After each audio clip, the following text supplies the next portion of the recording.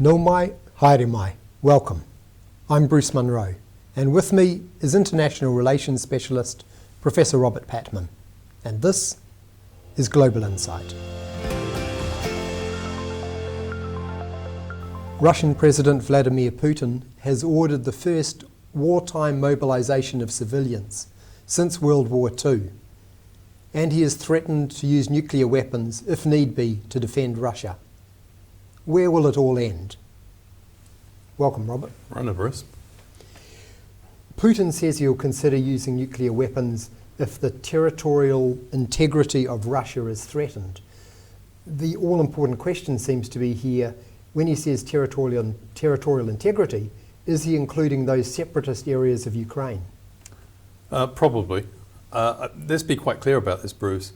Mr. Putin has been nuclear saber-rattling from the word go. From the 24th of February, when he launched his so-called special military operation, he warned that any country which interfered in the Russian invasion could face a nuclear response.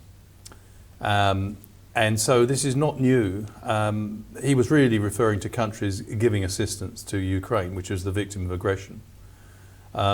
So in a sense, what I found striking about his speech, while he again raised the issue of nuclear weapons, he said, "And I'm not bluffing," which suggests that maybe he was bluffing before. And I think, quite frankly, he is intending, to come back to your specific point, to have these, can only be described as sham referendums held at short notice in war zones. But I don't think it's going to wash. After all, just think how some of his allies, such as China and India, are viewing this. Mr. Putin has seized territory, then conducted referendums within the territory seized, and then is declaring the unilateral right to use nuclear weapons against any of those, including Ukraine, which resist this attempt to annex the territory. So China has already said in very blunt terms there are no circumstances with respect to the conflict in Ukraine which justify the use of nuclear weapons. So I think Mr. Putin can make these threats. They're really designed actually to unnerve the Western public and try to induce people and governments to peel off from their support, because he's losing in the Ukraine and the war has been a strategic disaster for him. And so he's trying to do everything possible to minimise international support. And one of the weapons he uses is the rhetorical device of threatening nuclear weapons. Actually, launching a nuclear weapon is quite a complex process, and he can't just do it sitting in his office on his own. It involves a lot of other people. Given that the Ukrainians are making advances and look like they could actually retake some of those separatist areas, given that Putin would consider that threatening the territorial integrity, would he push the button? Well, it's very difficult. First of all, he might want to, but we've got several steps to get to before we get there. If he continues to lose in the Ukraine, that's going to unleash enormous pressures on the Kremlin. We're already seeing those pressures unfold. I understand that there's been protests across 25 cities with respect to his decree towards partial mobilization, which means that 300,000 reservists could be mobilized. What he's basically saying, Bruce, according to his speech in the last 24 hours, is it has to be a Russian victory or the world has to have a nuclear war. Well, there are other options, and I think we shouldn't put it beyond the ingenuity of Russians to work out that there are other options. They don't want nuclear war any more than anyone else does. And so I seriously think before he gets to the point where he was gleefully pressing the button and imploding all of us, I think that there'll be action taken against him. Very interesting. So why would he take this risky step of mobilizing civilians when, as you said, there's been protests, increasing, and so why would he take that risky step? Does he not see the risk, or what's going on? Well, Mr. Putin's grasp on reality for the last 6-7 months has been precarious.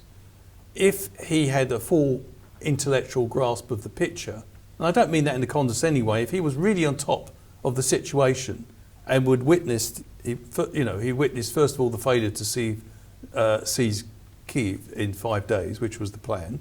He was rebuffed and they suffered a big defeat and were driven back to the eastern part of the country. And that was before there was much Western involvement. Secondly, after the recent counteroffensive, a rational leader would be asking very searching questions. How's this happened? I've poured all these resources into eastern Ukraine, and yet the Ukrainians have punched a huge hole through them.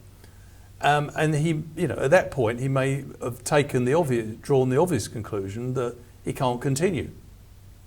But he hasn't reached that conclusion. Why? Because it's all about political power. That's the reason he went into Ukraine.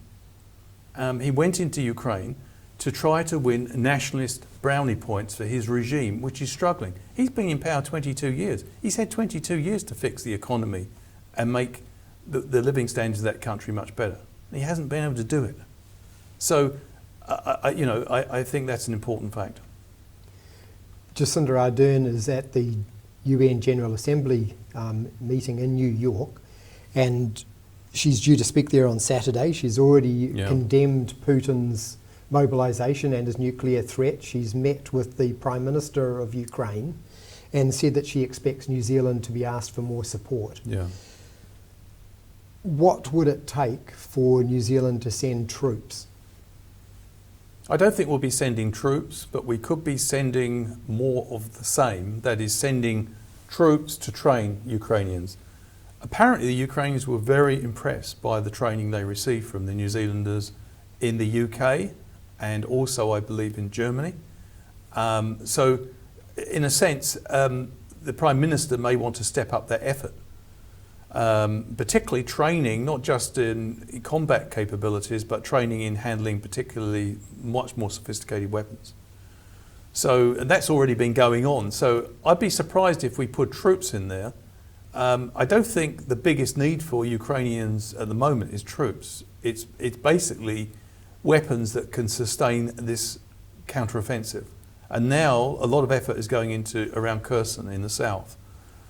And they're making progress, but they're making slow progress. And so I'd be surprised. I do think we'll be stepping up our support. We've given something like 40 million so far in humanitarian and military support.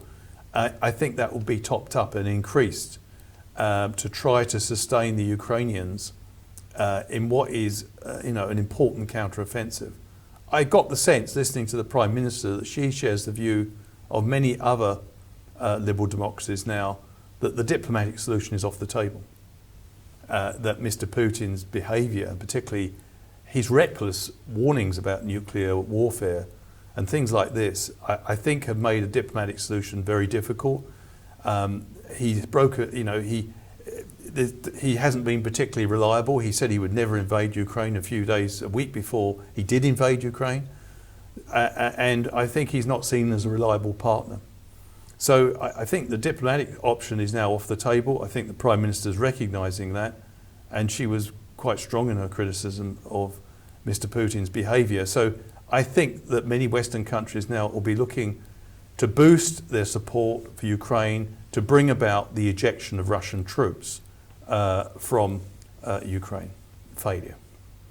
Thank you, Robert. Thank you. And thank you for watching. Catch us next time on Global Insight.